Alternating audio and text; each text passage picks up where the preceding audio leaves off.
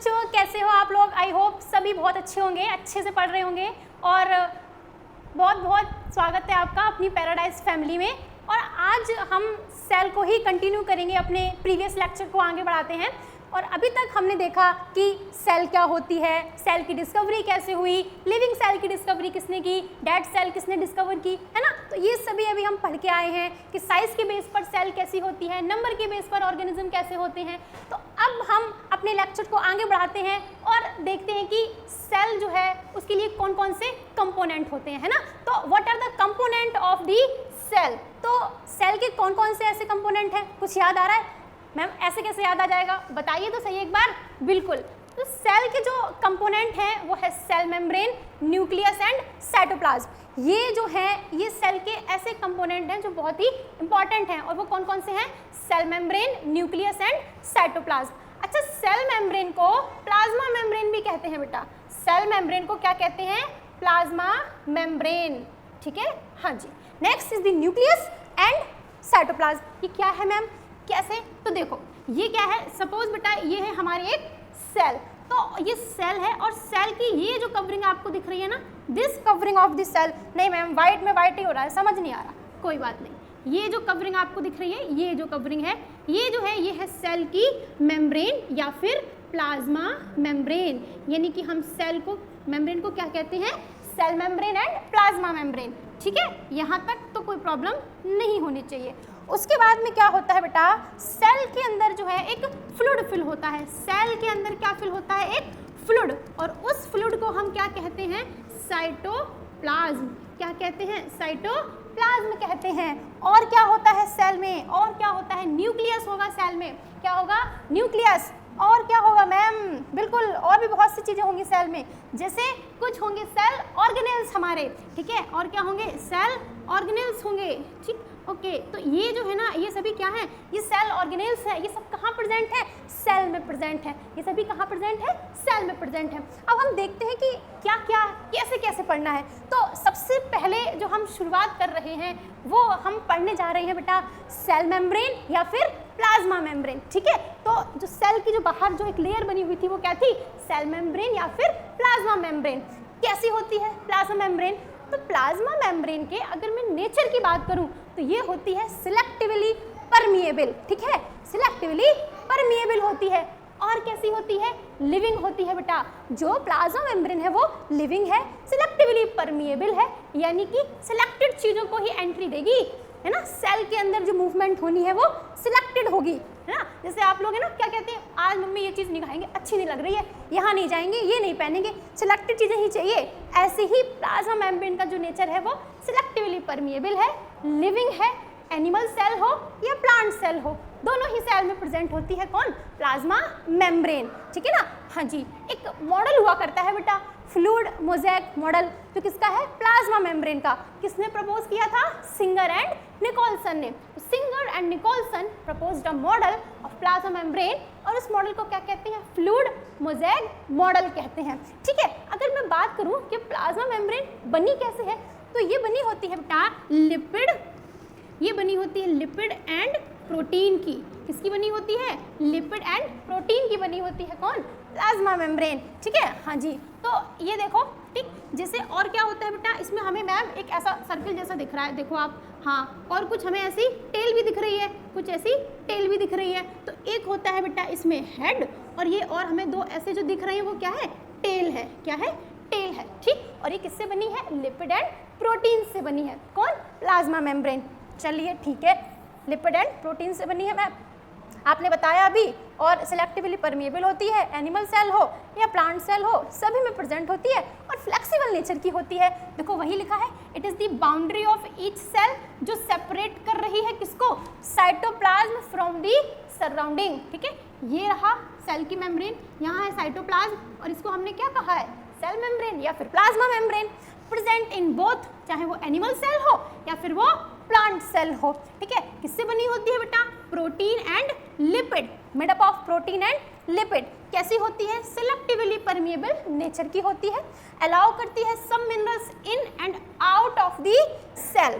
कैसा है? और नेचर फ्लेक्सिबल है, रिजिड नहीं है, फ्लेक्सिबल नेचर की है, ठीक है। अच्छा, अब यहाँ से क्या हो रहा है? In and out of the cell में हेल्प करती है, यानी कि कहीं ना कहीं ट्रांसपोर्टेशन में हेल्प करा रही है, ट्रांसपोर्ट हो रहा है ना। तो जब हम ट्रांसपोर्ट पढ़ते हैं बेटा, तो हम दो ट्रांसपोर्ट पढ़ते हैं, active transport and passive transport, ठीक है। तो एक्टिव एंड पैसिव, पैसिव में क्या होता है, जो मूवमेंट होती है वो होती है हायर कंसंट्रेशन से लोअर कंसंट्रेशन में, है ना, और बहुत ही स्लो मूवमेंट होती है, आराम से, रैपिड नहीं होती है, आराम से चल रही होती है, किसी भी तरीके की एनर्जी की रिक्वायरमेंट नहीं होती है, छोटे मॉलिक्यूल की क्या हो जाती है, मूवमेंट हो जाती है। तो ऐसा जो ट्रांसपोर्ट होता है हमारा, उसे हम कहते हैं पैसिव ट्रांसपोर्ट, ठीक है।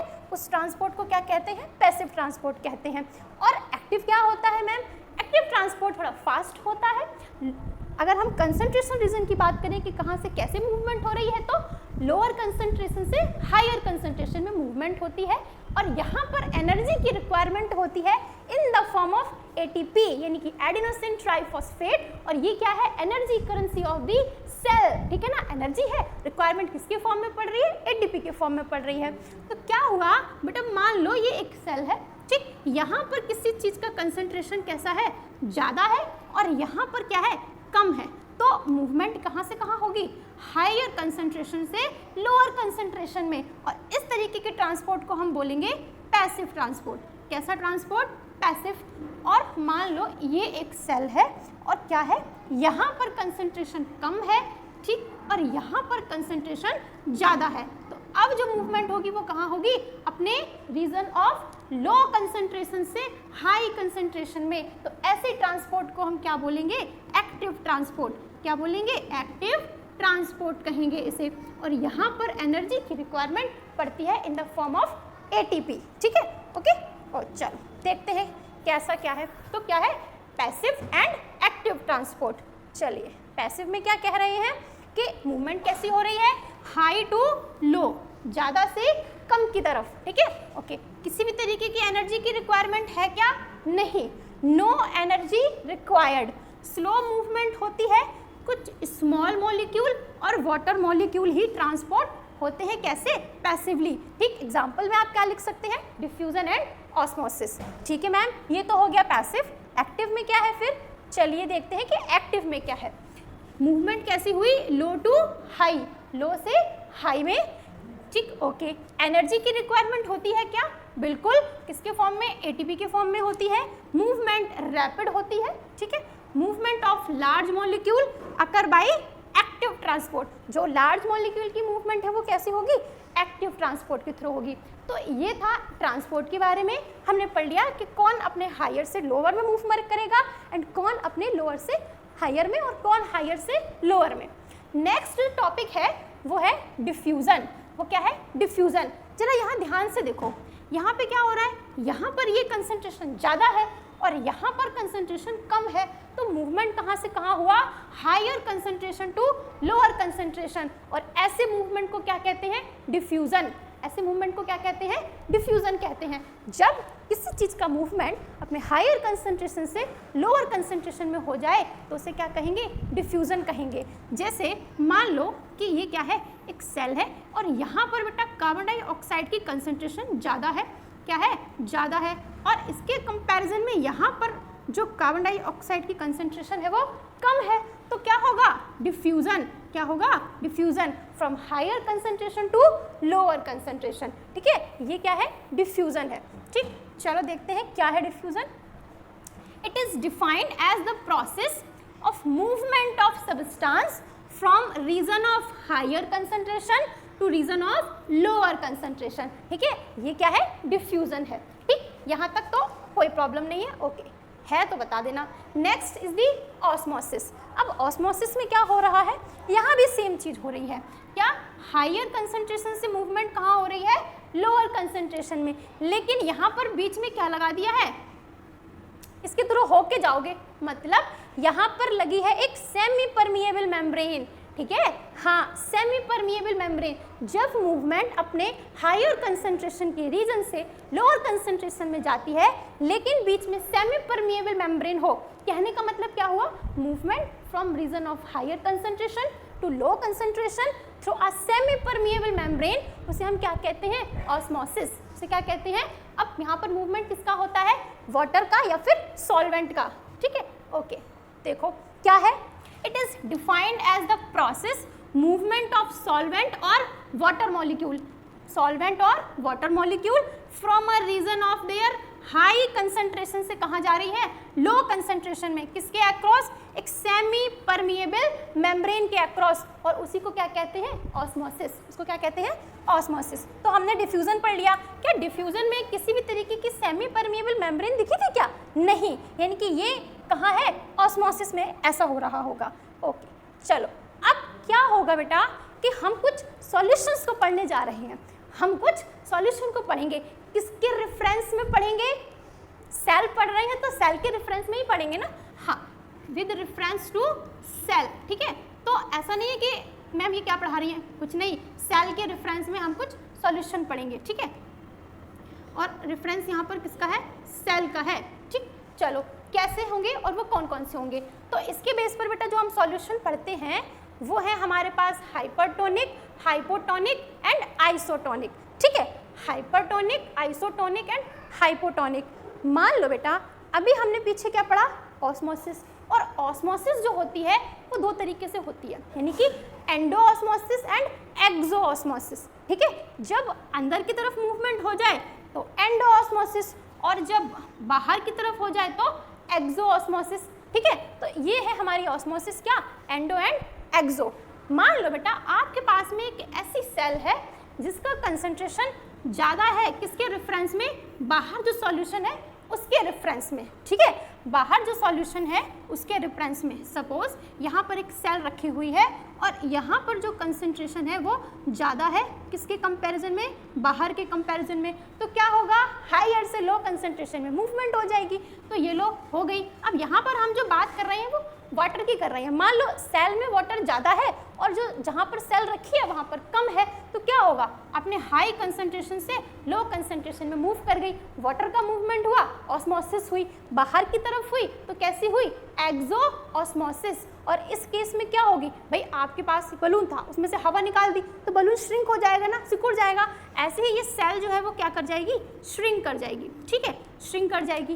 अब आपके पास में मानो कोई एक ऐसी सेल है, मान लो ये एक सेल है जहाँ पर ये सेल रखी हुई है, सेल के अंदर वाटर क्या है, कम है, और जहाँ रखी हुई है वहाँ वाटर का कंसंट्रेशन बहुत ज़्यादा है, तो क्या होता है, मूवमेंट कैसे, हायर कंसंट्रेशन से लोअर कंसंट्रेशन में, ठीक है। तो यानी कि यहाँ से मूव कहाँ कर जाएगा वाटर, सेल के अंदर, और अंदर हुआ तो कैसी ऑस्मोसिस हुई, एंडोऑस्मोसिस, और इस केस में क्या हो जाएगी, सेल स्वेल अप कर जाएगी, फूल जाएगी, तो इस केस में क्या हुआ, सेल क्या हो गई, स्वेल अप, ठीक है। तो ये कब होता है बेटा, जब सॉल्यूशन हो हाइपोटोनिक, और ये कब होता है, जब सॉल्यूशन हो हाइपरटोनिक, यानी हाइपरटोनिक सॉल्यूशन में सेल श्रिंक कर जाती है और हाइपोटोनिक सॉल्यूशन में सेल स्वेल अप कर जाती है। लेकिन यहाँ पर एक चीज़ और दे रही है, आइसोटोनिक, ठीक है, यानी कि कंसंट्रेशन जो है वो लगभग कैसा है, सेम है, कंसंट्रेशन सेम है, सेल के अंदर भी और सेल के बाहर भी, ठीक है। हाँ, तो यहाँ पर क्या ही श्रिंक और क्या ही स्वेल अप करेगी, ठीक है। चलो देखते हैं जरा क्या कह रहे हैं यहाँ पर ये हाइपरटोनिक में। हाँ, तो क्या है hypertonic, the medium has a lower concentration, ठीक है, मीडियम में जो कंसंट्रेशन है वो कैसा है, कम है, of water then the cell, और सेल में वाटर कंसंट्रेशन ज़्यादा है, तो कहाँ मूवमेंट हो जाएगी, सेल से बाहर, मूवमेंट कहाँ हो गई, सेल के बाहर, और सेल क्या हो जाएगी, श्रिंक कर जाएगी, ठीक है। हाँ, as a result cell will lose water and become shrink, ठीक है, हाइपर आर और श्रिंक, यहाँ भी आर, तो याद रखना कि हाइपरटोनिक सॉल्यूशन में जो सेल है वो क्या कर जाती है, श्रिंक कर जाती है, ठीक है। नेक्स्ट क्या होगा फिर, हाइपोटोनिक सॉल्यूशन, ठीक है, इसमें क्या हो रहा है, देखो जरा, medium has higher water concentration then the cell, cell के कंपैरिजन में यहाँ पर कंसंट्रेशन ज़्यादा है, तो यहाँ से मूवमेंट अंदर की तरफ हो जाएगी, एंडोऑस्मोसिस हो जाएगी, जिसके रिजल्ट के थ्रू क्या हो रहा है, cell will gain water and swell up, ठीक है, फूल जाएगी। अब ये नहीं दूसरे मुंह फुला लिया, वो नहीं, यहाँ पे जो सेल है वो स्वेल अप कर जाएगी, ठीक है। चलो अच्छा जी मैम आइसो भी तो था कुछ, हाँ बिल्कुल आइसो भी था, क्या था आइसो में, इक्वल कंसंट्रेशन, यहाँ पर जो कंसंट्रेशन है वो कैसा है, इक्वल है, outside the cell and inside the cell, ठीक है, जिससे क्या होगा, इक्वल अमाउंट बना रहेगा, ठीक है, ना सेल स्वेल कर रही है ना ही श्रिंक कर रही है। चलो ठीक है, ये तो हो गए बेटा आपके सॉल्यूशन। एंड अब हम जो पढ़ रहे हैं सेल ही पढ़ रहे हैं, तो जरा सेल की कुछ वॉल के बारे में भी पढ़ लें, ठीक है। तो अब हम जो पढ़ रहे हैं वो क्या पढ़ रहे हैं बेटा, सेल वॉल, ठीक। सेल वॉल जो है वो सभी सेल्स में प्रेजेंट नहीं होती है। सेल वॉल जो है वो प्रेजेंट कहाँ होती है, प्लांट सेल में हो गया, प्लांट सेल है तो सेल वॉल प्रेजेंट होगी, बैक्टीरिया की सेल है तो सेल वॉल प्रेजेंट होगी, फंजाई है तो सेल वॉल प्रेजेंट होगी। एनिमल सेल में होती है क्या, नहीं, एनिमल सेल में सेल वॉल प्रेजेंट नहीं होती है, ठीक है। प्लांट सेल में सेल वॉल प्रेजेंट होती है, एनिमल सेल में सेल वॉल प्रेजेंट नहीं होती है, ठीक। अच्छा, तो मैम और क्या कर रही होगी ये क्या करती है बेटा, एक स्ट्रक्चर प्रोवाइड कराती है, रिजिड होती है, ठीक है। सेल वॉल है, स्ट्रक्चर प्रोवाइड करा रही है, रिजिड है, प्रोटेक्शन में भी कहीं ना कहीं हेल्प कर रही है, ठीक। चलो, सेल वॉल स्ट्रॉन्ग है, प्रोटेक्टिव स्ट्रक्चर है, ठीक है, जो कहाँ है, प्लांट सेल को सराउंड किए हुए है। ये देखो बड़ी सुंदर लग रही है मैम ये डायग्राम, कुछ भी कहो सुंदर तो है, ठीक है। चलो, यानी कि अगर मैं बात कहूँ कि अगर प्लांट की सेल है तो इसमें जो सेल वॉल होगी वो किसकी बनी होगी, सेलुलोज की, ठीक है, किसकी होगी, सेलुलोज की होगी। और अगर बैक्टीरिया की सेल है तो फिर मैम, तो अगर बेटा बैक्टीरिया की सेल है तो पेप्टाइडोग्लाइकन, ठीक है। अगर फंजाई की सेल है तो काइटिन, हाँ चिटिन बोलते हो वो बात अलग है, बट ये क्या है, ये काइटिन है। अच्छा, एनिमल की सेल होगी तो मैम एनिमल की सेल में तो सेल वॉल होती ही नहीं है, तो यहाँ पर क्या होगी, एब्सेंट होगी। और मैं कहूँ कि वायरस में, अरे नहीं मैम यहाँ भी क्या है, एब्सेंट है, तो इसका मतलब सभी सेल्स में सेल वॉल प्रेजेंट नहीं होती है, ठीक है। चलिए, कैसी है, रिजिड है, लिविंग है क्या, लिविंग नहीं है, लिविंग नहीं है प्लांट्स, जो सेल वॉल है ये, ठीक है, हाँ जी। चलो, so it is the outer most covering of the plasma membrane, कैसे, तो ये रही सेल, ये रही प्लाज्मा मेम्ब्रेन, इसके बाहर भी मैं ये कवरिंग और बना दूं तो ये क्या हुई, सेल वॉल, और ये हुई सेल की मेम्ब्रेन, जिसे और क्या कह रहे थे, प्लाज्मा मेम्ब्रेन, ठीक। तो प्लाज्मा मेम्ब्रेन की आउटर कवरिंग हुई ना, हाँ वही यहाँ पर लिखा हुआ है। It is rigid and non living structure, rigid है और नॉन लिविंग है। किससे बनी है बेटा, सेलुलोज से, क्योंकि बात हम कर रहे हैं प्लांट सेल की, ठीक है। सेल वॉल, अब मान लो यहाँ पर एक सेल और होगी, उसकी भी सेल वॉल होगी, दो सेल को जो जोड़ रही है ना उसको मिडिल लैमेला या फिर लैमेला कहते हैं, ठीक। अगर हम सेल वॉल के फंक्शन की बात करें कि सेल वॉल की क्या फंक्शन है, इट प्रोवाइड डेफिनेट शेप, एक डेफिनेट शेप दे रही है सेल को, स्ट्रेंथ दे रही है सेल को। और प्लांट की बात है तो किससे बनी है, सेलुलोज से बनी है, ठीक है। प्लांट की बात है तो किससे बनी है, सेलुलोज से।